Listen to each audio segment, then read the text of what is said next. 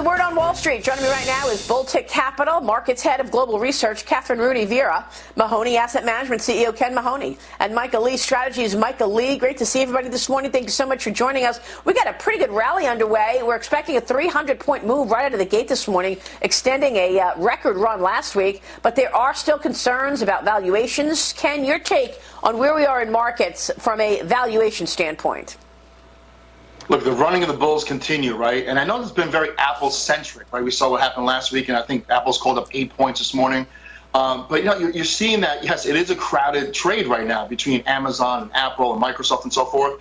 But it's working, and people are going to put money where it's working at the time. Yes, valuations are stretched, but then again, you know, when you have the 10-year Treasury at 0.65, where are you going to put your money? So I think that's part of the reason there. Hey, it's, you know, money managers, you know, they're very bearish. You know, they need to keep up with the Joneses. They need to add money to equities, whether they like the market or not, whether like valuations or not. They need to keep up with the S&P 500. So all those confluence things come together. That's why we have this bull run that we're seeing here, and again this morning. Well, you're right. I mean, there aren't a lot of alternatives when you've got 0% interest rates elsewhere. Where are you going to get yields? Federal Reserve Chairman Jay Powell headlined the Fed's annual Jackson Hole Symposium. That's happening this week. Powell is expected to speak out about the Fed's long-awaited review of monetary policy framework. Kathryn, what are you expecting from Powell? He has already told us that these rates, like the 10-year, are going to stay near rock bottom until 2024 at a minimum.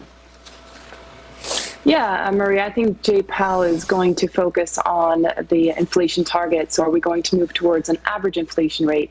My expectation is that the Fed is going to take the 2% target as a minimum and is excited to see inflation even pick up, let alone touch the 2% target. So I think we should expect a dovish Fed. And as your previous guest mentioned, hey, this is working.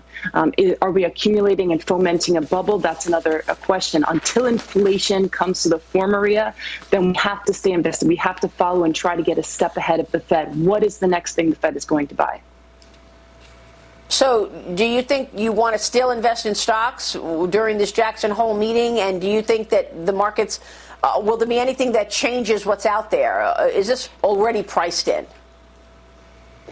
No, I think it's largely priced in. Everyone, and myself included, we expect the Fed to continue to be dovish. I think this is just going to double down on the dovishness of the Fed. As I said, until we get inflation, we shouldn't expect anything other than free money, easy money, because it's working. There is no inflation yet.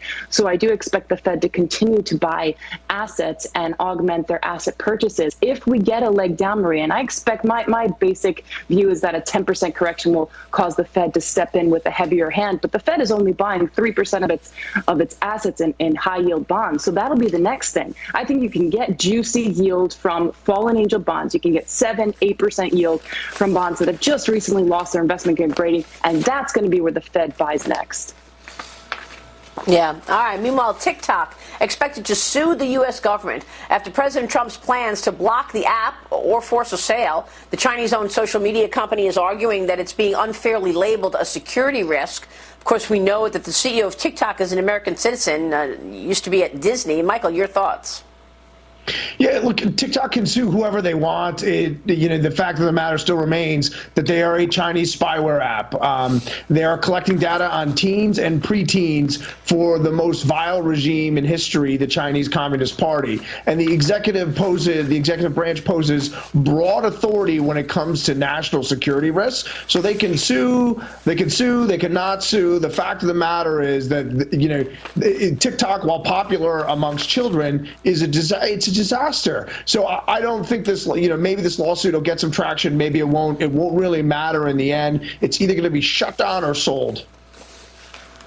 Yeah, well, we'll see. I mean, my question around this story has been how many TikTok employees are going to go work at Microsoft if Microsoft acquires this company? Because the Chinese Communist Party has been very effective at getting data from the inside, either identifying employees or sending employees in there to actually send data back to the CCP. So it's very important to understand how any deal with an American company is going to take place. Kathryn Rooney Vera, Ken Mahoney, Michael Lee, it's great to see you. Thank you so much for the Word on Wall Street this morning. Thank you.